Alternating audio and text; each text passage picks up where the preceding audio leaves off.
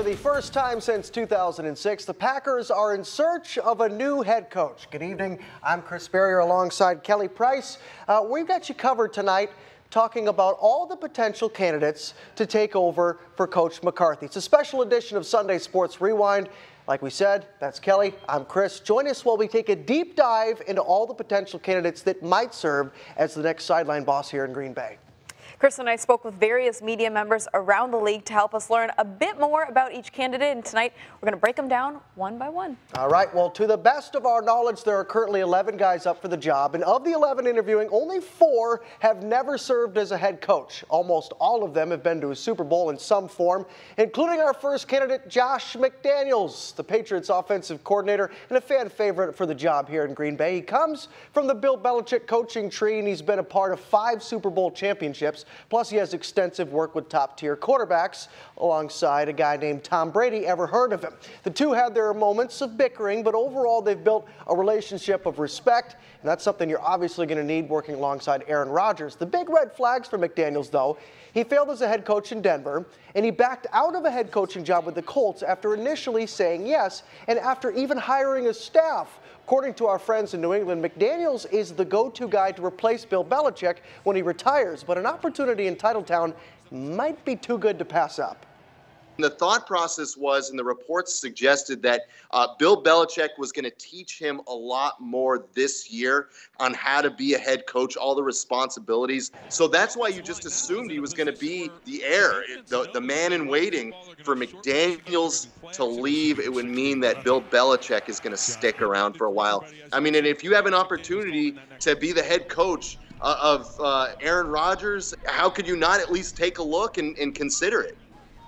Well, that brings us to candidate number 2, Pat's linebacking coach, Brian Flores, a 3-time Super Bowl champ in New England, made famous for subbing in Malcolm Butler late in Super Bowl 49 before he made the clinching interception. Flores is a bit of a long shot compared to the other candidates. He's one of the few defensive-minded guys the Packers are considering, and even though he's the linebacker coach, he pretty much runs he's, for all practical purposes, the defensive coordinator. And his success in New England has garnered more interest than just Green Bay. So while McDaniels is only willing to talk to the Packers, Flores has a number of suitors to consider. In Brian's case, I think he's going to, he's interviewing with 4 teams. I would be stunned if he didn't get an offer from one of them, and I would be surprised if he didn't take that offer. I know we interviewed in Arizona last year, and they were very close to hiring him. They loved him. He's probably glad that they didn't see him, that they only gave Steve Wilks 1 year. But, I could see both of them leaving, and I'd be surprised if they didn't get offered.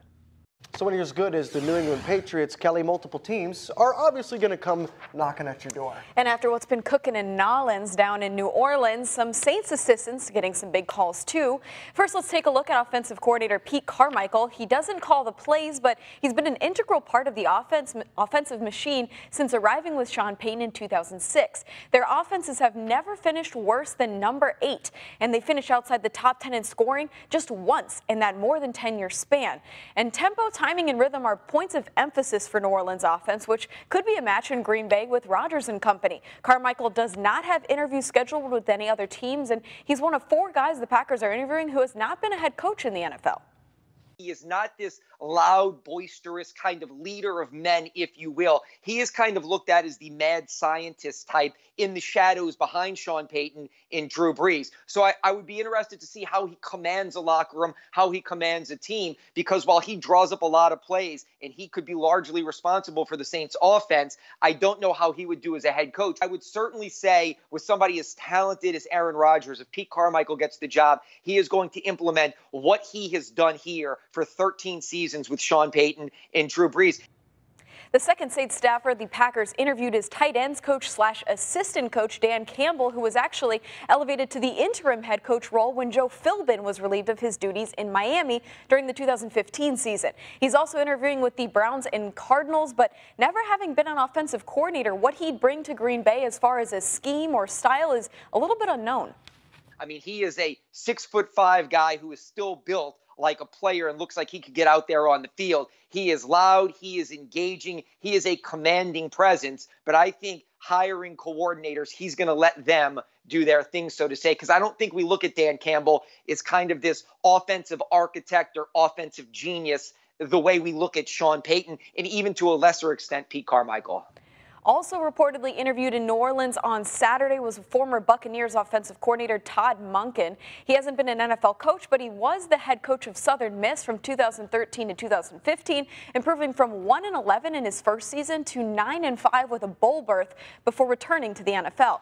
And remember when Ryan Fitzpatrick lit the NFL world on fire earlier this season? Well, Monken had a say in that, helping Fitzpatrick become the first NFL player to throw for at least 400 yards in 3 straight games. He also put up 2,366 yards and a 100.4 passer rating in 8 starts this year. Tampa Bay also improved in offensive rankings each season, finishing 3rd in total yards and 12th in points this year, despite a dismal record. And interestingly, as Monken also interviewed with the Jets, Fitzpatrick told the New York Daily News this week, quote, "I'm telling you, he's got it. He's got the it factor as a head coach. He is smart enough. He is a big-time offensive coach," unquote. Got the full quote from Fitzpatrick on Monken on our website, NBC26.com, so be sure to check that out. Pretty high praise from Fitzmagic. Hey, if Fitzy's saying it, you got to believe it. And believe it or not, we're only about halfway through these resumes. When we come back, shifting from the new school to the old school. This is the Packers Coaching Search edition of Sunday Sports Rewind. Stick around. Hey, welcome back. Kelly and I are sifting through the 11 known coaching candidates for the Green Bay Packers on this special edition of Sunday Sports Rewind. Now, we talked about some of the new school guys. Let's get to the old school, starting with a guy Packers fans are quite familiar with, Jim Caldwell, former head coach of both the Colts and the Lions. He won a pair of Super Bowls, but none as a head coach, although he did lose one as a head coach. Now, most Packer fans might be thinking of the Caldwell that coached 4 lukewarm seasons in Detroit and say, why do we want that guy? But don't forget, Jim Caldwell comes from the Tony Dungy coaching tree. He had a ton of success in Indy, and the way he coached Peyton Manning to a Super Bowl runner-up in 2009 might be exactly what the Packers are looking for in their coaching search. Jim's role in that season in particular was really just to manage that team and let those guys and all that experience kind of take care of itself. I think that would translate well into the setting that he's got there in Green Bay with Aaron being the experienced leader of that offense. We always took him as a very quiet guy, not a rah-rah guy, and it seems that that works well with players that have a great deal of experience, and I think could translate well into the situation that the Packers are looking to fill right there. Now to the guy who took over coaching duties for Caldwell, Chuck Pagano. Both he and Caldwell did not coach this past season, so the Packers were able to interview them first without getting permission from any current teams. Pagano had a nice run in Indy, but he was never able to get Andrew Luck and his squad over that hump. His final 3 seasons, Pagano went 20-28 before getting fired at the end of 2017. And unlike the calm and collected Caldwell, Pagano has a bit more fire, and he could energize some of the younger players. But is his coaching style still relevant in today's NFL? He's a defensive coach. Pagano is a defensive mind. He has always been for 30-plus years a guy where it's defense first. And so to have an offense being run by maybe the smartest quarterback in the league and a young talent who clearly in Luck is something special at the time, always seemed to kind of miss. Just was always just a little bit. Colts fans were left, hey, it was great that they made the playoffs those 3 years, but there's always that what if.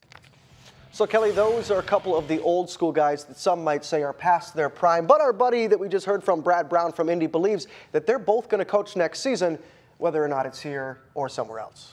Speaking of old school, we spoke today with Chase Williams of WPXI in Pittsburgh, who classified Steelers offensive line coach Mike Munchak in those exact terms. He's been a head coach before, too. He went 22-26 as Tennessee's head coach from 2011 to 2013. Munchak played left guard for the Titans and Oilers franchise from 1982 to 1993. He was a 9-time Pro Bowler and was inducted into the Pro Football Hall of Fame in 2001. But the Packers aren't the only suitors. Reports suggest Denver looks to be leading the pack for Munchak. Since his arrival in Pittsburgh in 2014, he's elevated the Steelers' ground game, and Ben Roethlisberger has shouted out his O-line coach many times in his tenure. He's a well-respected coach and personality who has risen above the fray of drama in Pittsburgh. I think because Mike Munchak is he's not a flashy guy. He's not a John Gruden type, that's in your face. And I think that would fit well in Green Bay, the blue-collar mentality there. And I think that's just how he goes about his business. He does the job, isn't about the bells and whistles, very, very matter of fact. And I think I think that would fit well there. Obviously, his time in Tennessee didn't go as well as what he would have liked. You can tell that he has more interest this time around. Last year, he was linked with the Cardinals. When they called him back for the second interview, he said no. So, for whatever reason, he's more interested now. Maybe it's to get out of the circus that has been the Pittsburgh Steelers. Who knows? And for Packers fans pining for the next Sean McVay, Matt LaFleur is the closest candidate you'll get. The 39-year-old was actually McVay's offensive coordinator in 2017 when the Rams were number 8 on the ground and number 10 through the air. And even before that, LaFleur worked with Matt Ryan when the Falcons went on to the Super Bowl, Ryan's MVP season with Mike Shanahan.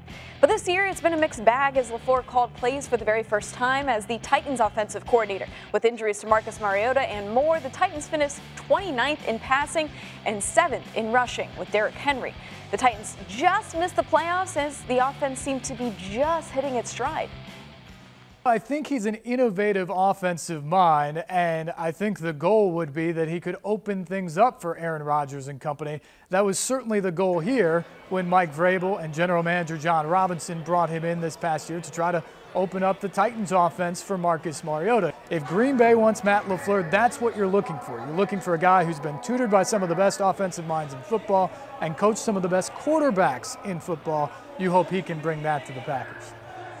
All right, last but certainly not least, former Miami Dolphins head coach Adam Gase interviewed, well, today, actually, alongside with a couple of the guys we just mentioned that were scheduled to interview today. 3 years of head coaching under his belt with the Dolphins, but not much success there. The big sticking point for Gase is his work with Peyton Manning in 2013 as the quarterbacks coach when Manning set the NFL single-season record for passing yards and touchdowns with Denver. Now, if he can replicate that success with a quarterback, he's pretty much got a job anywhere he wants. But rumors out of Miami circulated that some of the players didn't like his coaching style, and some even tweeted celebratory tweets when he was fired. So that is what we would call here a red flag. So there you have it. The 10 external candidates interviewing in the addition, of course, interim head coach Joe Philbin.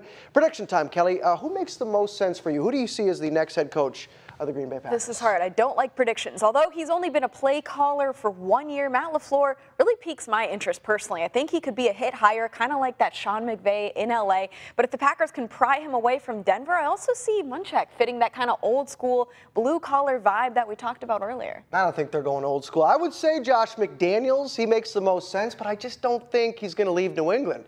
So I'm going to say Matt LaFleur. I like that pick. Matt LaFleur is a young, offensive-minded guy. It's the new school. It's the future of the NFL, and it's time the Packers take that route. All right, well, that's all the time we got. For Kelly, I'm Chris. We're going to leave you tonight with the Bears losing to the Eagles just to cheer you up and get you in positive spirits. Plus, it features the Spanish broadcast radio call, which is out of control awesome.